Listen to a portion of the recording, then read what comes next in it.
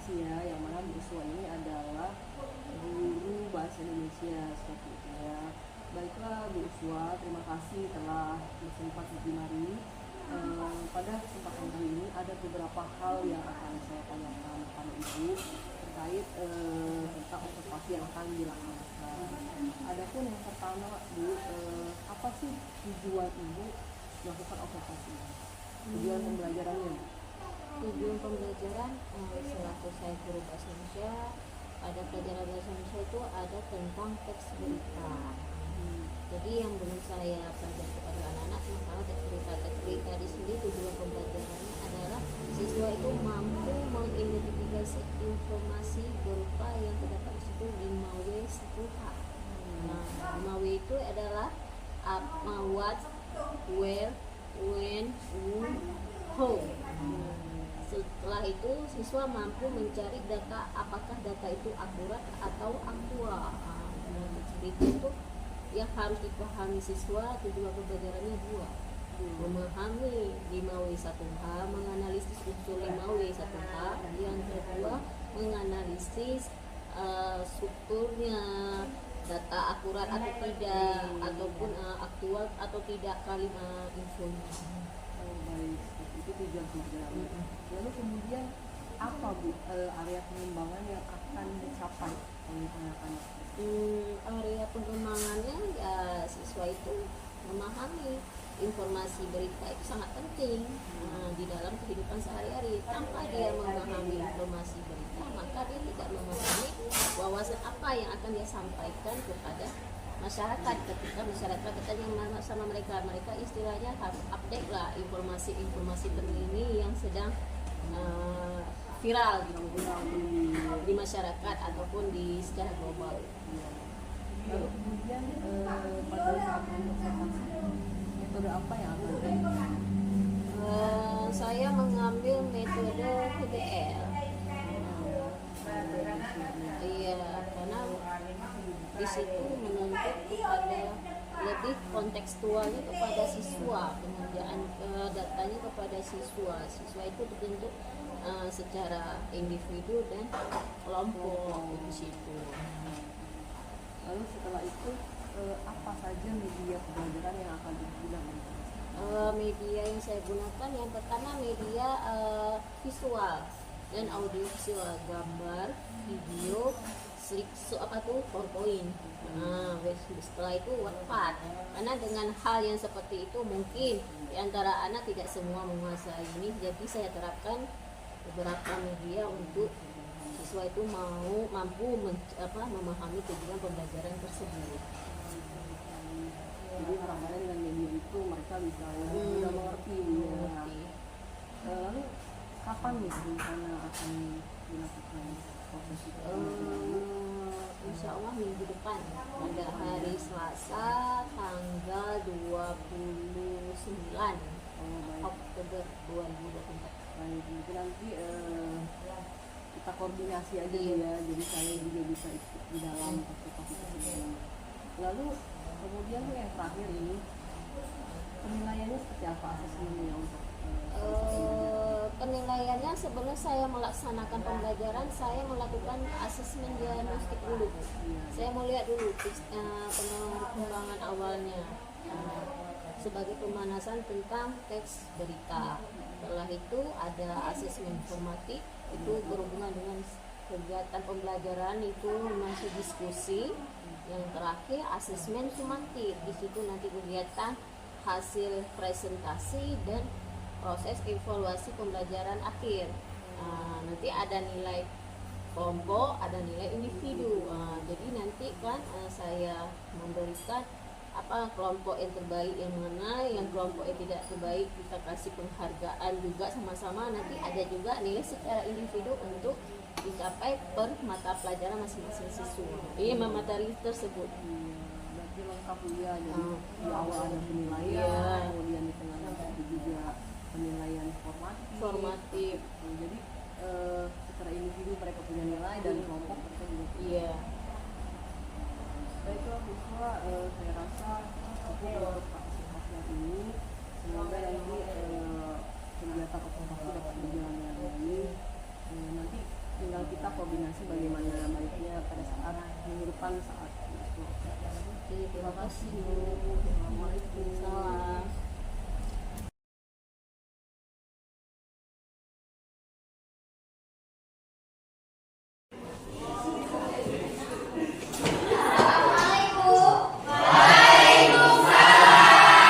Apa kabar anak saya?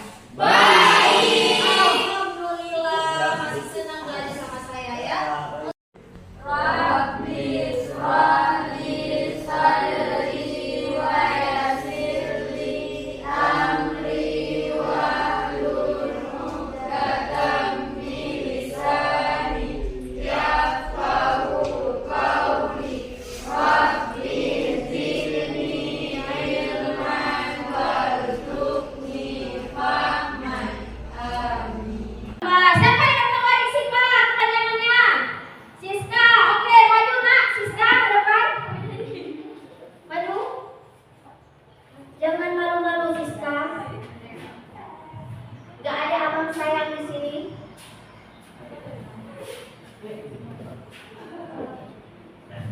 Adik Simba itu apa, di mana, kapan, siapa, mengapa, dan bagaimana. Oke, aplaus kepada Siska. Istilah dalam sumber dalam teks berita itu kenapa menarik? Karena adanya adik Simba. Karena adanya adik Simba, makanya dikatakan berita. Kalau tidak tersusun dengan adik Simba, maka bukan dikatakan berita. Bisa dipahami? Bisa. Oke, adik Simba itu ada kepanjangan kata apa. Apa fungsinya? Apa fungsinya? Menanyakan apa yang terjadi, apa yang dibicarakan. Apa yang dibicarakan. Ingat, kata apa dalam teks berita itu berhubungan dengan kata benda apa yang dibicarakan, masalah apa ataupun objek apa yang dibicarakan. Yang kedua, adik Simba. Di mana? Kata di mana apa fungsinya dalam teks berita? Tempat.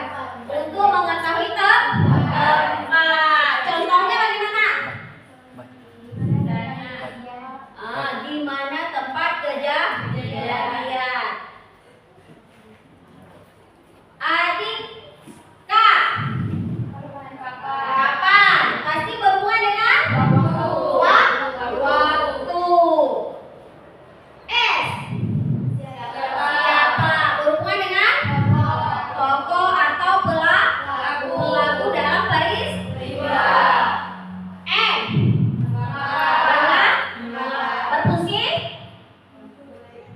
Berfungsi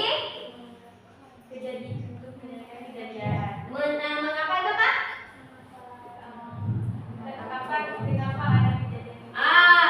Istilahnya mengapa berita itu terjadi, peristiwa itu terjadi. B. Bagaimana berfungsi sebagai mengetahui alasan terjadinya peristiwa tersebut. Bagaimana proses peristiwa itu terjadi. Jadi nanti ketika ada tugas, kalian menelusuri ataupun menganalisis adik Simba dalam teks. Bisa dipahami? Oke. Sebelum saya bagikan LKPD, saya mau kasih berita dalam bentuk video ataupun media. Silakan kalian pahami. Nanti kira-kira yang tidak paham, silakan kalian bertanya. Nah, ini beritanya. Nampak, nak? Nampak? Nampak? Judul besarnya hujan angin yang menerpa Aceh dan Sumut setara 55,56 km per jam. Wow, lumayan ya? Lumayan lebih dari rata-rata. Ini bayangannya. Ini terjadi pada acara PON. Tahu PON kemarin? Tahun yang berapa nak? 21. Ya PON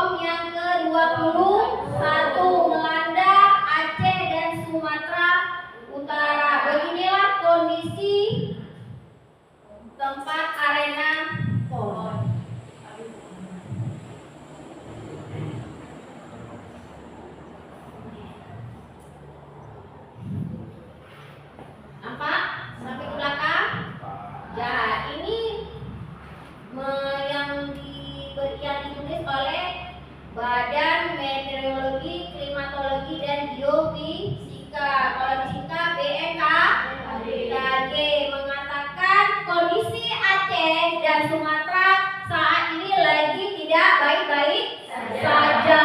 Kebetulan menerpa kepada Aceh dan Sumatera Utara. Dan sedihnya pada peristiwa itu meninggal satu anak yang menerpa runtuh bangunan ketimpa kepada anak. Kita aja yang dewasa aja kalau kena di rintihan bangunan sakit, apalagi si anak. Yang menjadikan pada acara itu menelan korban.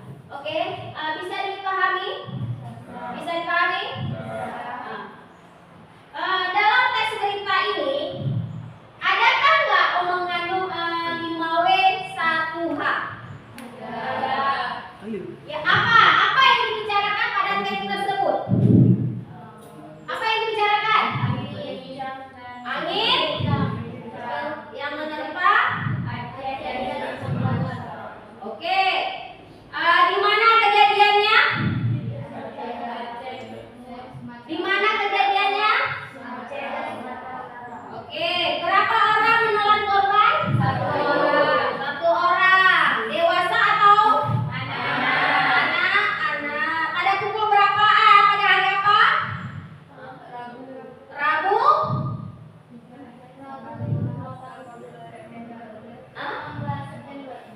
18 September.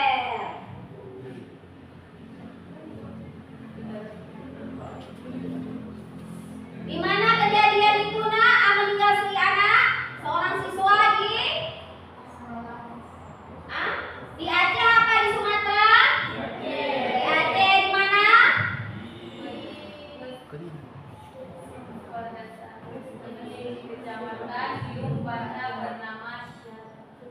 Iya, kebetulan acaranya di Aceh dan Sumatera. Yang meninggal naasnya di Aceh, Kecamatan Lumbata, yang bernama Syari. Ya, udah paham semuanya tentang unsur adik siba dalam teks berita?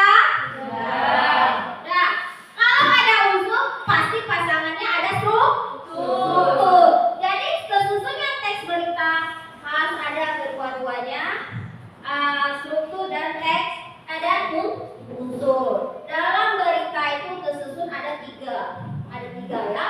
Ada struktur apa? Kepala berita. Apa lagi? Ekor berita. Kepala berita berhubungan dengan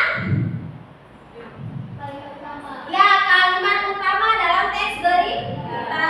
Kalau leher berita, ya kalimat penjelas menjelaskan gagasan utama. Ekor berita, kesimpulan. Jadi nanti masing-masing kelompok kalian mencari struktur dalam teks berita. Udah bisa dipahami? Nah, ini saya bagikan LKPD-nya. Mau ditulis di karton atau di buku? Karton. Silakan. Ini saya bagikan kartonnya dulu.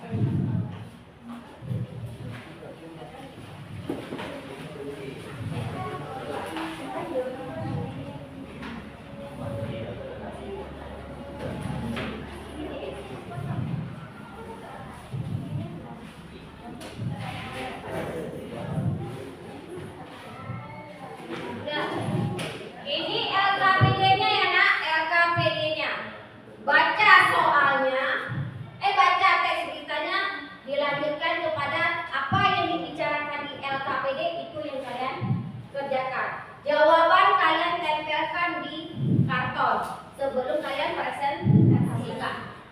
Ada bahannya, buka di halaman 42. Soal dikerjakan di halaman 42. Bisa dipahami?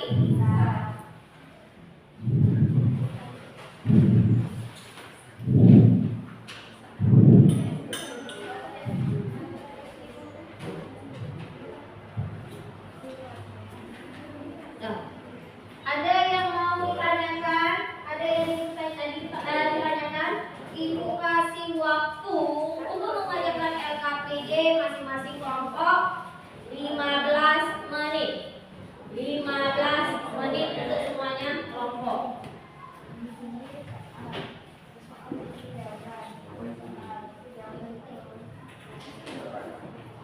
Jadi ada 3 kelompok ini, kelompok 1 dan 3 mengerjakan soal di halaman 40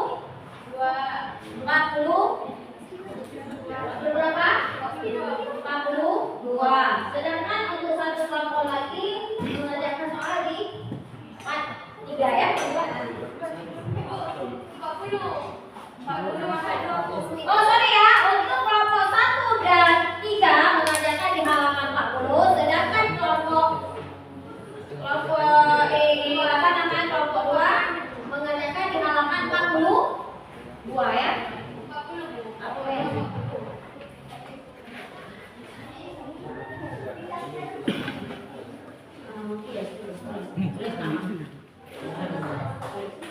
Kameranya bujak semua.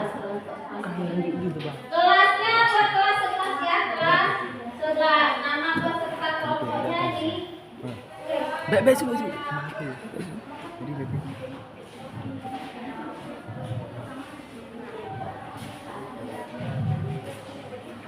Ada yang tidak kebagian lembarnya ini ada? Mana? Ada yang bertanyakan? Kalian ada yang mau ditanyakan ataupun lembarnya kurang?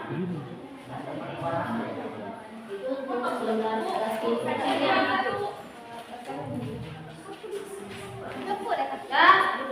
biar jawabannya sukses dan benar, jangan lupa baca doa di hati dan suatan. Jangan lupa kompak setiap ide-ide yang kalian keluarkan. Ibu minta kerjasamanya atau gotong royongnya ya. Silakan dikerjakan. Ibu kasih waktu 15 menit dari sekarang.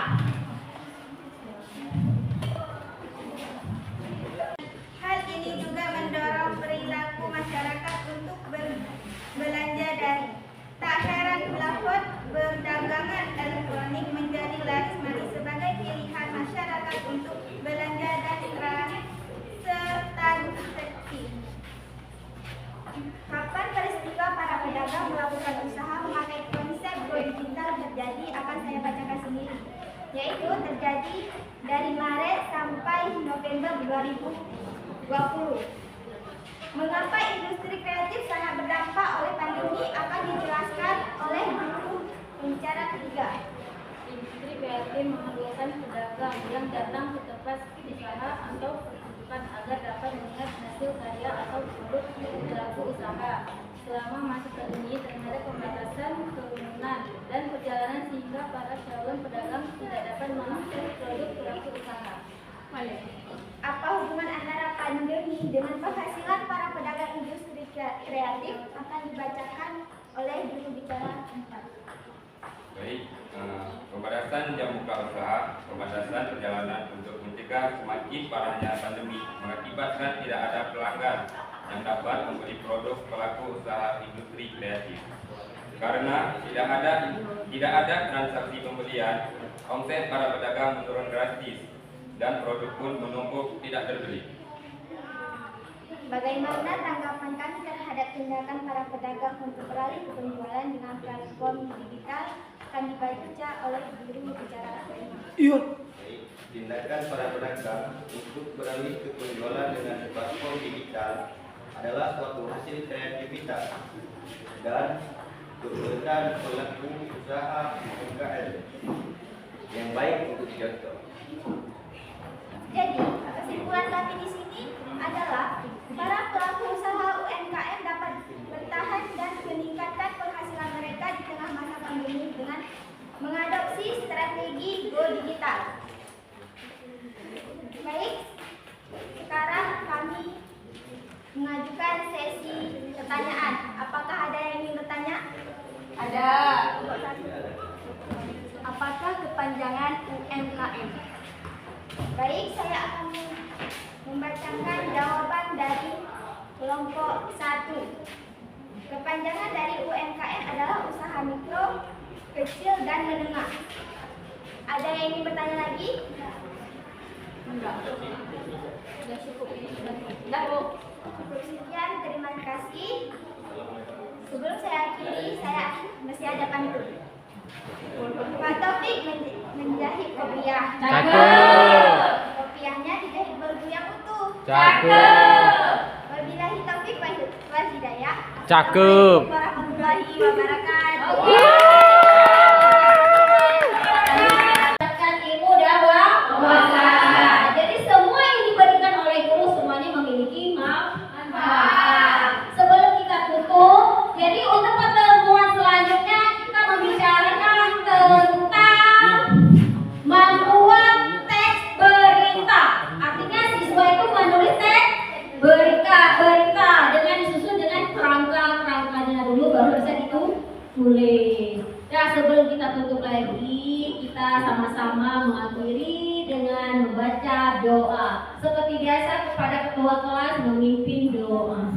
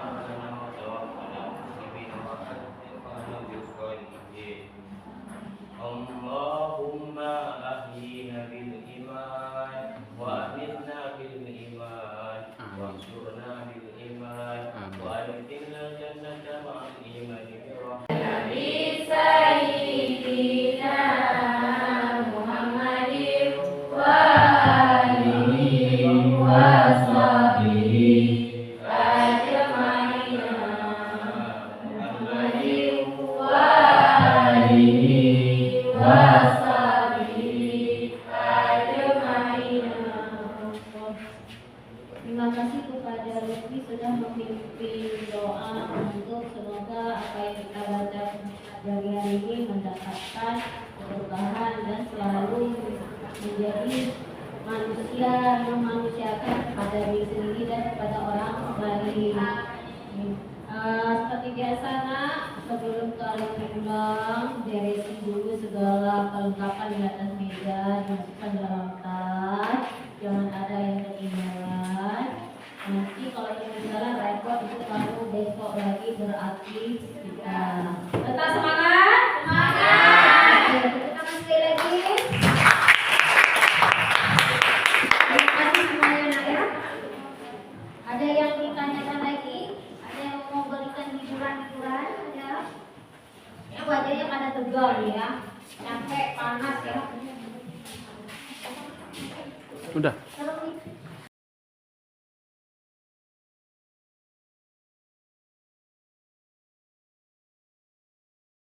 Assalamualaikum warahmatullahi wabarakatuh. Berjumpa bersama saya Silvia Hanika, calon guru penggerak angkatan 11.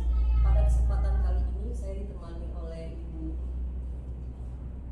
Ruhama Ubaina selaku PP, kemudian ada Ibu Uswatul Hasanah sebagai kunci. Pada kesempatan kali ini kami akan melakukan dialog pasca observasi.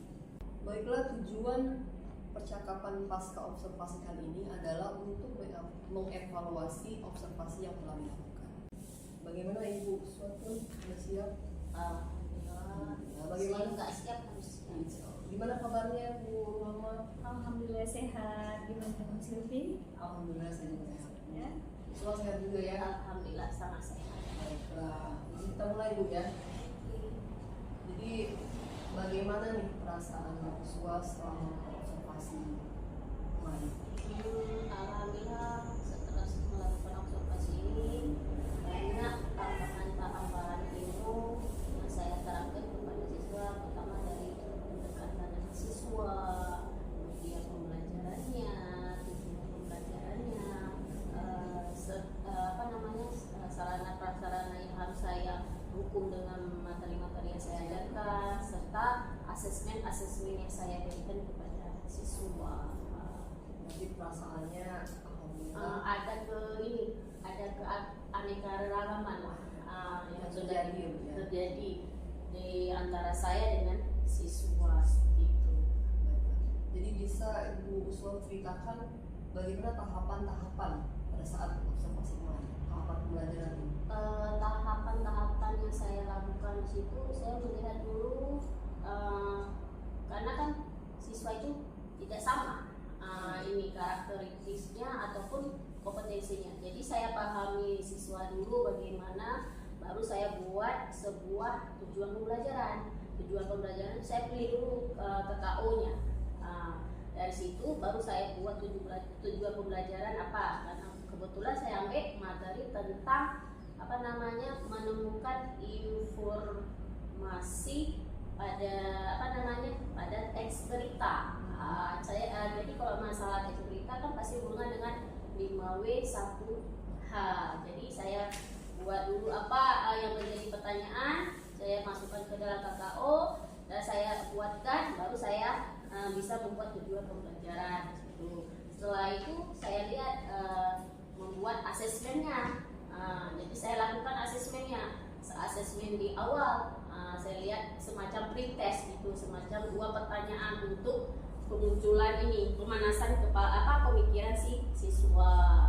Misalnya, pernah nggak dengar berita? Kenapa kita perlu mendengarkan sebuah berita? Apa sih manfaat kita mendengarkan sebuah berita? Jadi ada seperti kemunculan soal sehingga anak mau berpacu walaupun hanya beberapa persen di awal pembelajaran. Setelah itu saya lakukan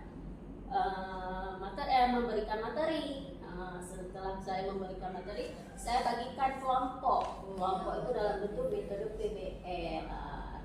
Dan tapi dalam kelompok itu tidak hanya mengacu kepada 2 orang, tapi setiap kelompok itu harus bekerja. Saya kasih peran, masing-masing kelompok itu punya peran. Peran itu ada moderatornya, ada juru bicaranya, ada sekretaris. Jadi tujuannya apa? Selain saya menilai-nilai kelompok, ada nilai individualisme dari mereka. Itu namanya asesmen asesmen formatifnya. Sedangkan pada asesmen asesmen sumatifnya, saya melihat hasil diskusi mereka dan saya tambahkan soal individu 2 biji untuk melihat hasilnya. Ada nilai kelompok dan ada nilai memberikan 2 pertanyaan. Iya, jangan hanya berpacu kepada kelompok saja. Menurut Bu Uswa nih, kan ada yang dikembangkan kan Anda, apakah yang dikembangkan sih sudah memenuhi target atau sudah berhasil seperti itu?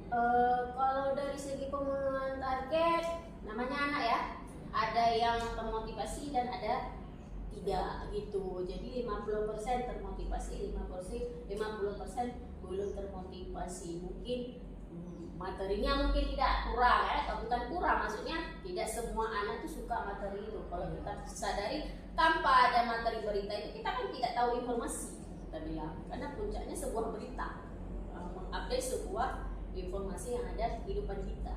Artinya sebagian siswa itu sudah sudah baik. sesuai target sih. Baiklah, jadi kendala-kendala apa saja yang terjadi saat itu? Pertama kendala dari media, mikrofonnya. Kemarin saya pakai mikrofon, teknisi dari sini.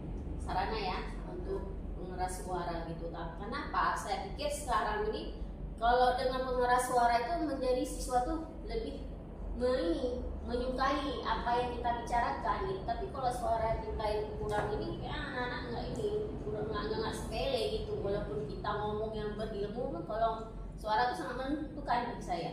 Dengan suara kuat atau suaranya jadi teknisnya di mikrofon. Iya, mikrofon, buku, medianya kan media dari ini, apa media dari tulis atau media PowerPoint ataupun kanvas, seperti itu saya sampaikan.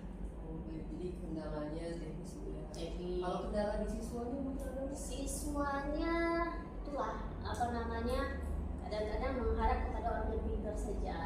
Jadi saya selaku guru ketika saya sudah memberikan tugas soal untuk LKPD, saya keliling, saya mencoba.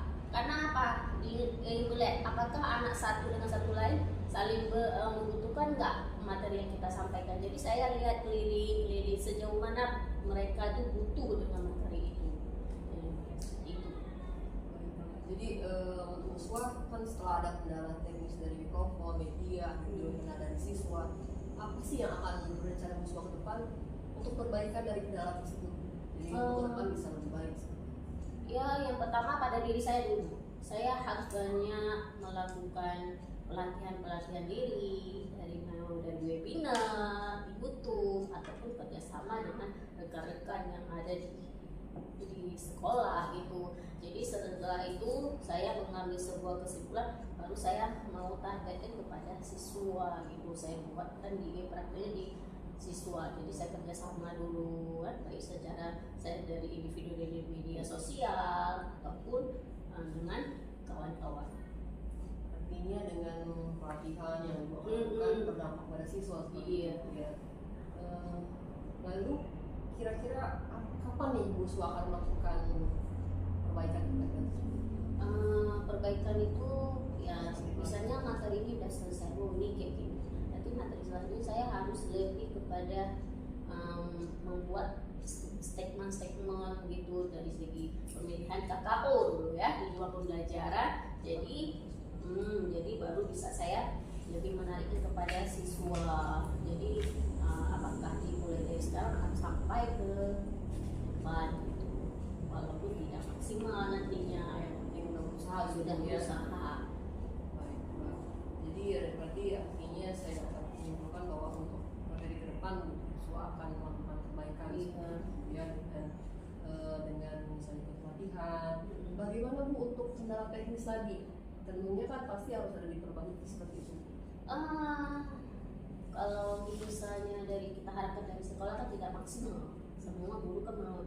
Jadi saya mengeluarkan dengan pembiayaan sendiri untuk memaksimalkan pembelajaran di kelas itu lebih pribadi. Ya. Jadi kita sebagai guru jangan segan-segan untuk mendukung kegiatan kita, untuk kemajuan kita luangkan pembiayaan itu yang sudah ada diberikan, hak setiap bulan kita luangkan sekian persen untuk memberi Jadi semoga perubahan yang akan Swa laksanakan dapat berjalan dengan baik. Jadi saya juga berharap semoga pada saat pembelajaran berikutnya situasinya juga lebih baik dan juga berdampak pada siswa. Semoga mereka juga mendapatkan nilai yang lebih baik. Baiklah, untuk selanjutnya mungkin ada masukan dari Bu Ruhama selaku PP terkait percakapan pasca observasi yang telah kita lakukan. Baik, terima kasih Bu Sylvia atas kesempatannya. Dan terima kasih kepada Ibu Uswati Hasanah yang telah menemani pasca observasi Bu Sylvia Monika. Dari hasil pengamatan saya di sini yang sudah saya dapatkan, sudah luar biasa ya terkait pasca observasi coaching Bu Silvi. Di sini hasil pantauan saya, Bu Silvi sudah melakukan pasca observasi coaching di sini kembali hubungan dan kemitraan. Jadi di sini Bu Silvi sudah menerapkan tujuan apa yang ingin di coaching hari ini. Kemudian di sini Bu Silvi juga sudah proses kreatifnya sudah terlihat. Di sini sudah melakukan percakapan dua arah antara Bu Suatun dengan Bu Silvi. Kemudian di sini Bu Silvi sudah mengulang kembali ya pertanyaan dan menguatkan pertanyaan atau jawaban yang diberikan oleh Ibu Suatun. Selanjutnya di sini yang hasil pantauan saya, Bu Silvi sudah memaksimalkan potensi. Contohnya di sini Bu Suatun memberikan tindak lanjut apa yang dilakukan ke depan untuk kendala-kendala yang dilakukan di saat observasi. Kemudian di sini hasil pantauan saya juga percakapan ditutup dengan kesimpulan oleh Bu Silvi ya. Berarti di sini sudah lengkap alur coachingnya, ada kemitraan, ada proses kreatif dan memaksimalkan potensi. Luar biasa ya Bu Silvi ya. Semangat untuk ke depan, semoga bisa diterapkan di hari-hari selanjutnya ya. Terima kasih saya ucapkan kepada Bu Suatun ya. Mungkin ini saja arahan dari saya. Lebih dan kurang saya mohon maaf. Wassalamualaikum warahmatullahi wabarakatuh. Baiklah Bu Suat, terima kasih atas waktunya hari ini dan terima kasih juga kepada Ibu Muhammad selaku PP yang telah hadir dan berkenan untuk melakukan video percakapan pasca observasi. Jadi kedepannya kami tunggu kabar baik dari Yusua. Semoga pada pembelajaran bahasa Indonesia dapat lebih baik dan lebih maksimal. Demikianlah video pasca observasi yang telah kami lakukan. Semoga video ini dapat bermanfaat bagi kita semua. Saya akhiri. Assalamualaikum warahmatullahi wabarakatuh.